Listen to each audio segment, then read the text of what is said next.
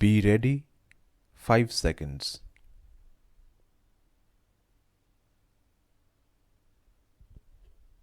Several major countries have experienced scarcity of food grains and faced starvation during the corona crisis. But my sensitive government ensured that nobody remained hungry during the worst pandemic in 100 years. My government is providing free ration to each poor household every month under the Pradhan Mantri Garib Kalyan Anna Yojana. This is the world's largest food distribution program with an outlay of rupees 2,60,000 crore, reaching out to 80 crore beneficiaries for 19 months. Being fully sensitive to the present circumstances, the government has extended this scheme till March 2022. Government is also running the PM Swanidhi scheme for enhancing the self-esteem of the poor and protection of their livelihood also during the corona period. This scheme is proving to be very useful for the street vendors. Under this scheme, more than rupees 2,900 crores have been provided to 28 lakh street vendors. The government is also connecting these street vendors with online food delivery companies. Further, the government has started the e-Shram portal to protect the interests of laborers, and more than 23 crore workers have joined it so far.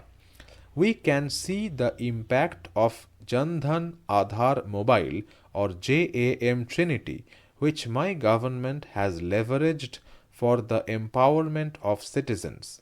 With more than 44 crore poor people joining the banking system, crores of people benefited from direct cash transfer during the pandemic.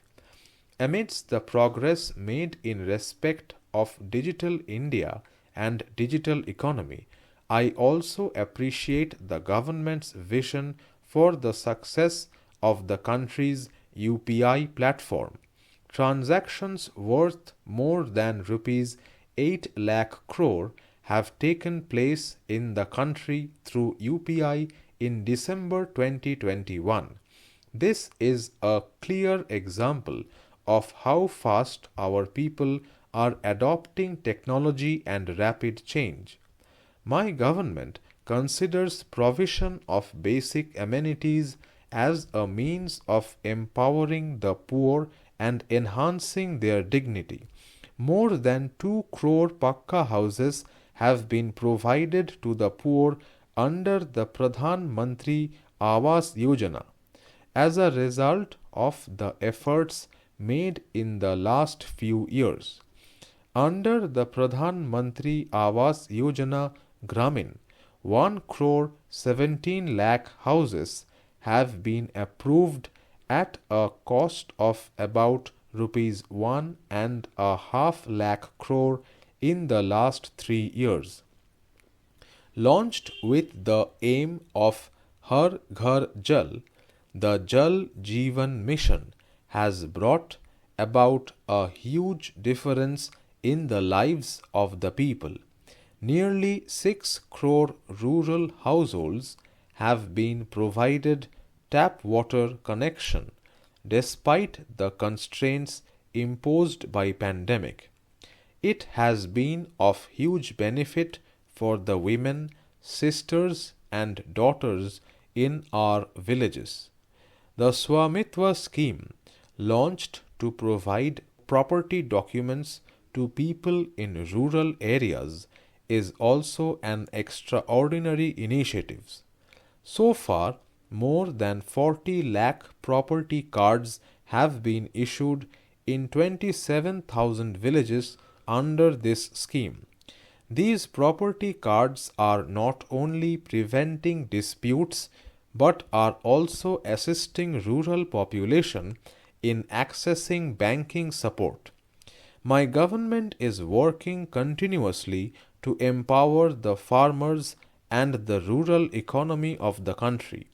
Despite the pandemic, our farmers produced more than 30 crore tons of food grains and 33 crore tons of horticulture produce in 2020-21. The government made record procurement to match the record production. The government procured 433 lakh metric tons of wheat during the Rabi season, benefiting about 50 lakh farmers. A record quantity of about 900 lakh metric tons of paddy was procured during Kharif season, benefiting 1 crore 30 lakh farmers. Our agriculture exports have also reached a record level due to the efforts of the government. Agricultural exports registered a growth of more than 25% in the year 2020-21 and have reached nearly rupees 3 lakh crore. Horticulture and honey production are important means of generating new sources of income for farmers, as also to provide them better access to markets. Because of incentives provided to honey production, domestic production of honey has reached 1,25,000 metric tons in 2020-21, an increase of about 55% compared to 2014-15. Export volume of honey has also grown by more than 102% as compared to 2014-15. In order to ensure remunerative prices to farmers for their crops, it is necessary that their products reach the right market. In this direction, the government has endeavored to open new avenues of prosperity for the farmers by launching Kisan Rail Seva. During the Corona period, Indian Railways operated over 1,900 Kisan rails on more than 150 routes to transport perishable food items like vegetables, fruits and milk, thereby transporting about 6 lakh metric tons of agricultural produce. This is an example of how new avenues can be created from the existing resources if the thinking is innovative. I would like to give maximum credit to the small farmers of the country for this consistent success and strengthening the agriculture sector. Interests of the small farmers, who constitute 80% of the farmer community, have always been central to our government. Under the PM Kisan Samman Nidhi, rupees 1,80,000 crore have been provided to more than 11 crore farmer families. With this investment, the agriculture sector is witnessing major transformations today. The small farmers of the country have also benefited from the new changes in the crop insurance scheme. More than rupees 1 lakh crore have been given as compensation to about 8 crore farmers since these changes were introduced. Government is also making investments at an unprecedented level for developing infrastructure required near farmlands. Thousands of projects have been approved under the Agriculture Infrastructure Fund, having a corpus of rupees 1 lakh crore. In order to ensure self-sufficiency in edible oil, my government has also launched the National Mission on Edible Oils, Oil Palm, with an outlay of rupees 11,000 crore. Government is also making special efforts like organic farming, natural farming and crop diversification. All of you are aware that the United Nations has declared 2023 as the International Year of Millets.